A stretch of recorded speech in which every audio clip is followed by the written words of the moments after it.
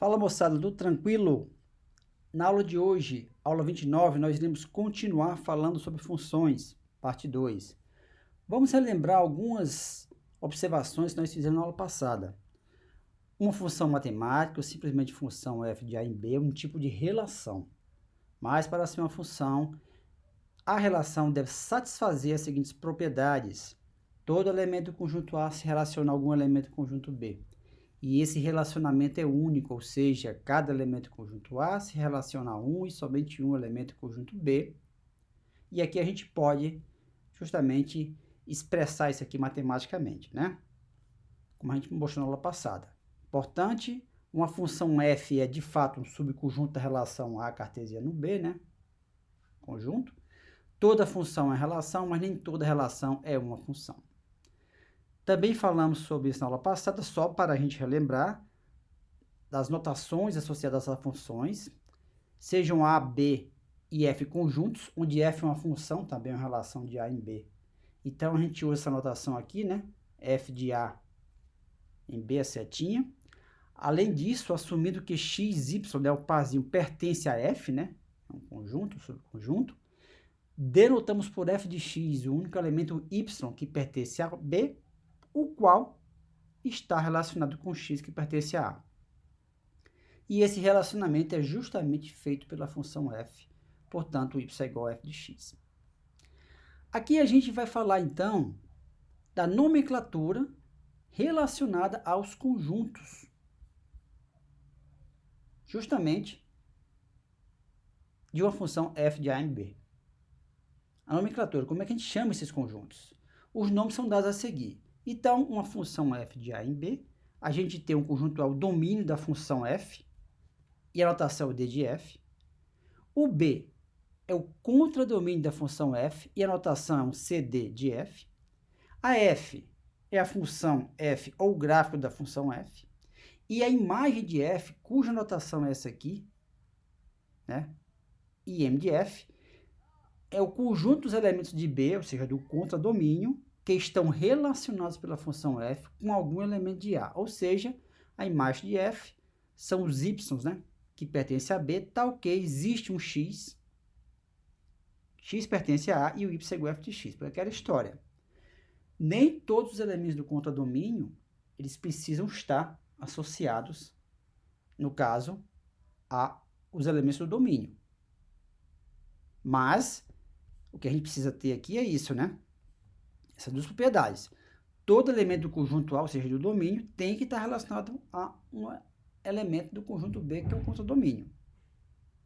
E esse relacionamento é único. Agora, pode ser que existam elementos de B que não estão relacionados com A. Tudo bem. Ok? Então, a gente vai rodar aqui aquelas funçõezinhas e tal. E aqui é o seguinte, ó, na aula passada a gente mostrou, né, como representar uma relação, né, que no fundo é um conjunto, via uma matriz de duas dimensões. Então, a gente pode também representar uma função, porque toda função é relação, mas toda relação é uma função, é um conjunto por uma matriz de duas dimensões. Só que aqui, pessoal, a gente vai representar uma função, conjunto, via uma lista de listas, ou seja, uma lista dentro de outra. Porque aqui é melhor, porque a gente vai fazer justamente o append, né? A gente vai dinamicamente adicionar justamente os parzinhos x, y, que no fundo, são os elementos da função f de x. Então, por exemplo, aqui eu defino uma lista de listas, tá vendo? Aqui você tem, no caso, dois colchetes que abrem e fecham. E aqui eu tenho, por exemplo, essas quatro listas. 2, 5, menos 32, 4, 3, 7, 8, menos 98, 51. Então, aqui eu estou justamente representando isso, né? Uma função em que para o x2, o y vale 5. Para o x menos 32, o y vale 4. Para o x3, o y vale 7,8. E para o x menos 98, o y vale 51. Aí o que é que eu faço? Eu vou append, né? Eu mostrei isso na aula passada, eu vou adicionando, né? No final, aí eu vou ter uma lista de listas. Só que eu tenho que retirar, como eu iniciei aqui uma lista vazia, eu tenho que retirar a primeira lista que eu coloquei, né? Esse pop, né? Eu vou retirar essa primeira lista, que é uma lista de vazio. vou imprimir aqui, e nesse caso aqui eu estou mandando imprimir a quantidade de elementos, que no fundo são listas, da lista de listas. Eu espero que dê 4. Eu tenho aqui, ó, 1, 2, 3, 4, tá? E aqui eu mostro como a gente consegue acessar cada elemento das listas individuais, digamos assim, via lista de listas. Então, por exemplo, se eu quero acessar o segundo elemento da lista LB, ó, a lista LB é a segunda aqui, ó. Então, como sempre, o índice começa em 0, né? Então, eu vou colocar aqui, ó, 0, 1 é a lista 1, e o segundo elemento, 0, 0, 1, que no caso é o 4. Então, eu faço assim, ó, lista de listas 1, 1. Vai ser a segunda lista que eu adicionei, que é o índice 1, e o segundo elemento dessa lista, que no caso é o índice 1. Se eu quero acessar o primeiro elemento da lista LD, que eu adicionei na minha lista de listas, que é o mês 98, vai ser 3, 0. Por quê? Porque a terceira lista, tá vendo? 0, 1, 2, 3, está aqui o elemento. E é o primeiro elemento da terceira lista, que no caso é o 0. Vamos ver então aqui, ó. Vamos rodar isso aqui. Então, tá vendo aqui, ó. Ó, a minha lista de lista eu mandei imprimir, né? Tá vendo? 2, 5, ó. 2, 5, menos 32 e 4. 3, 7, 8. Menos 98. Menos 98, né? 51. Eu tenho 4 elementos na minha lista de listas, no caso são 4 listas, né? Então, o segundo elemento da lista LB é o 4, e ele, ó. E o segundo elemento da lista LD é o menos 98. Então, eu acesso assim, né? Justamente é o número da lista e o elemento dentro da lista. Aí eu tenho duas funçõezinhas aqui para ajudar a gente justamente determinar os conjuntos relacionados à função. Então, eu tenho essa aqui primeira aqui de baixo, que no caso, eu vou passar o quê? A, B e um F com F. Aqui eu assumo que a função é do tipo f de x é igual a px mais q. E esse, justamente o A e o B, como está aqui embaixo, o que acontece? O seu conjunto A são justamente os elementos de x, no domínio. O B seriam do contradomínio, só que eu tenho uma opção, ó, se eu colocar uma lista vazia, então eu vou assumir que o meu contradomínio é o conjunto dos números reais. Então eu vou passar isso aqui, e esse função coef, o que é que é? É uma lista, como eu já mostrei em diversas aulas, a gente tem feito isso, né? Que representa essa função, por exemplo, 4x menos 2. O primeiro índice aqui vai multiplicar o x, e o segundo vai ser o menos 2. Então o que é que vai acontecer? Eu passo aqui os valores de x, né, que seria o conjunto A, que no caso é o domínio, passo o contradomínio, e aí ele vai me retornar o conjunto função, o domínio, o contradomínio e, no caso, o conjunto imagem. Essa função que me faz isso, né? Tá, então tá vendo? Eu faço aqui, eu crio uma lista de listas, e aqui vai ser justamente uma lista com conjunto de imagem. Vou percorrer, então, justamente os elementos do meu domínio. E aí, isso aqui é simples, né? O elemento da imagem, o que é que é? É o coeficiente 0 vezes o y de si mais o coeficiente 1. Que representa justamente aqui, ó, 4x menos 2. Só isso. Aí adiciono essa lista de lista aqui, ó, no meu F. E também adiciono na minha lista do conjunto imagem só o elemento imagem de F. Só isso. Faço aquilo de retirar justamente a lista vazia e mando imprimir. Aí o que é que acontece? Eu passo aqui a minha lista de listas e a opção F. A opção F aqui, pessoal, é para que a gente possa, como eu sempre tenho falado para vocês, a gente tenta fazer os programinhas da maneira muito similar como vocês resolvem na mão. Então, toda essa funçãozinha aqui é só para formatar a saída, para você dar o conjunto função no formato, né, como vocês colocam, numa linha só, assim como o domínio, a imagem, assim por diante. Uma coisa interessante, ó, o print que a gente tem utilizado muito, né, para imprimir, ele sempre muda de linha, né? Mas se eu quiser que ele continue na mesma linha, então eu coloco depois aqui justamente da vírgula, end igual, abre e fecha aspas. Ao invés de pular para a próxima linha, eu continuo na mesma. Só formatação. Então aqui o que é que vai acontecer? Eu vou imprimir, ó, se no caso a opção é F, então eu vou imprimir justamente a função, é o parzinho, né? Então eu imprimo justamente o parzinho de elementos, tá? Que cada elemento do conjunto F é um par. E se no caso não for o conjunto F, então vai ser só um elemento só que a gente imprime, né? Tá? Vai ser só um elementozinho, que é o C índice I. E aqui eu vou colocando justamente tudo na mesma linha. Vamos rodar aqui, então, essa brincadeira?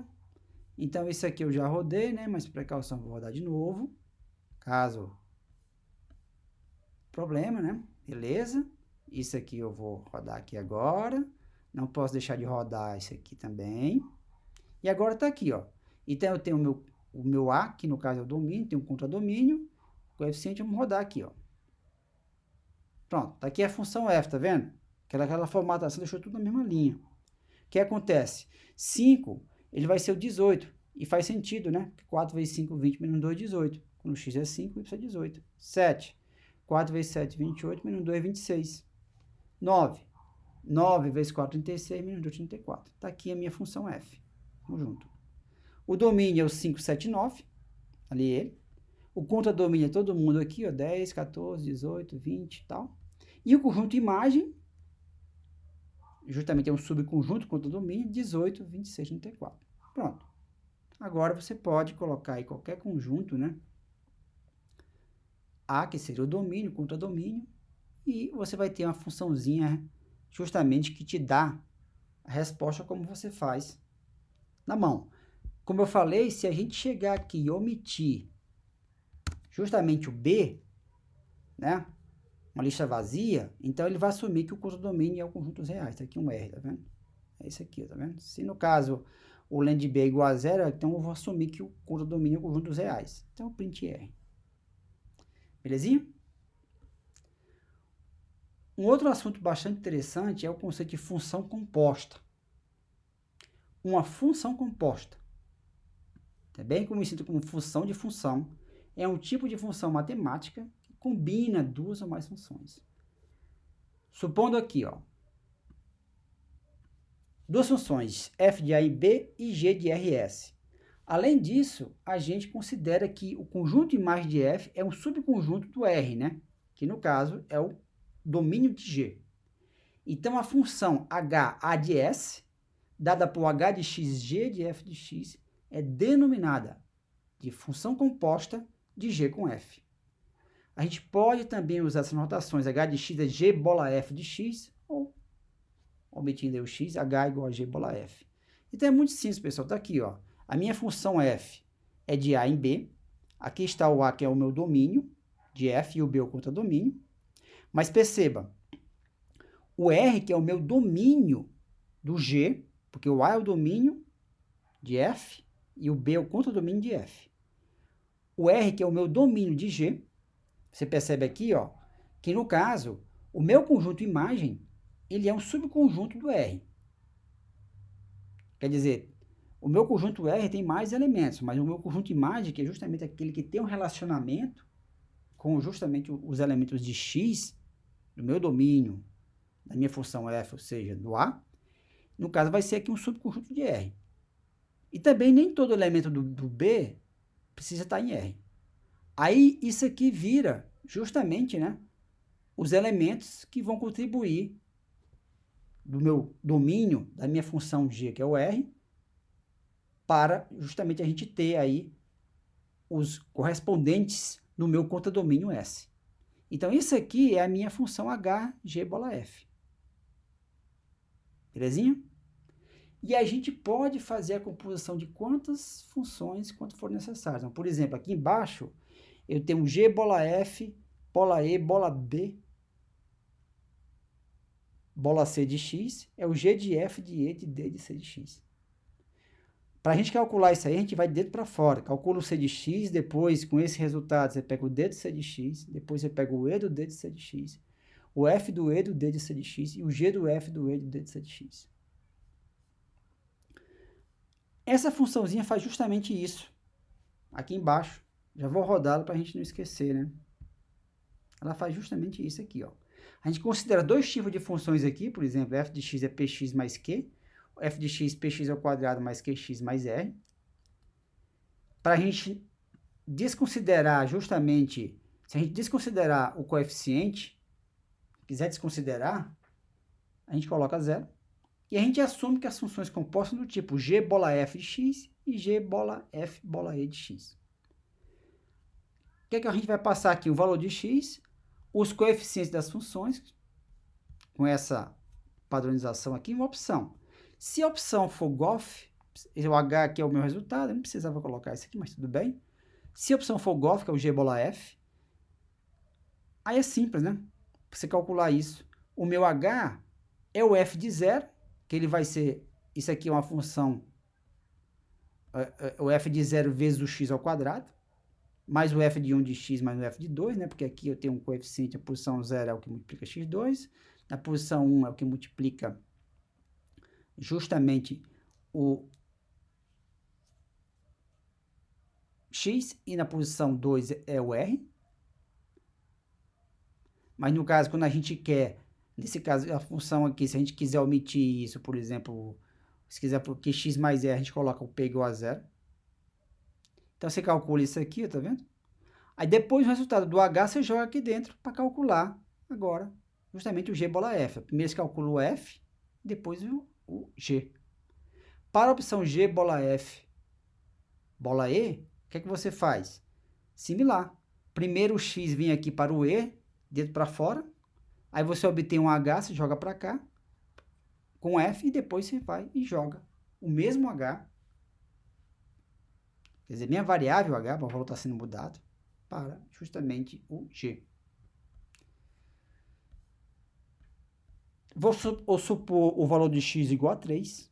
E essas três funções aqui, ó, 2x mais 1, então aqui eu coloco 0 no primeiro, que aí vai ficar 0 vezes x2, né, 2, 1. 6x ao quadrado mais 4, então eu coloco 0 no segundo, né, fica 6x ao quadrado mais 4. E o coeficiente de e, 3x ao quadrado menos 4x mais 12.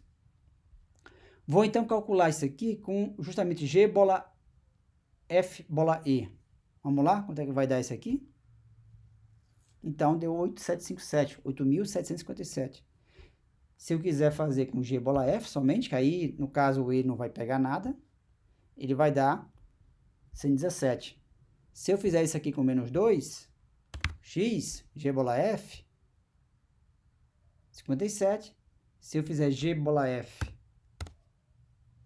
bola e, ele vai dar 12.297. Então, pronto. Uma funçãozinha em que você pode, para qualquer função que você queira considerar, g, f, e, aí você pode expandir isso também. E com o valor de x quaisquer, você consegue obter o valor da função composta. E você pode obter também umas brincadeiras assim, ó, por exemplo, se tivesse assim uma expressão como essa, g bola f, bola e 12 menos g bola f 2 dividido por g bola f 0 vezes g bola f bola e 5. Fácil, né? Aqui eu estou passando direto o valor do 12, ó, g bola f bola e. Aqui, ó, como eu estou diminuindo, V1 menos igual, porque isso aqui é V1, V1 menos isso aqui, eu passo com 2 agora, g bola f. O V2 que eu vou, vai ser o denominador, eu passo 0 com g bola f. E aqui eu passo 5 com g bola f bola e. V2 vezes igual, que é V2 vezes o resultado dessa calcular a função composta.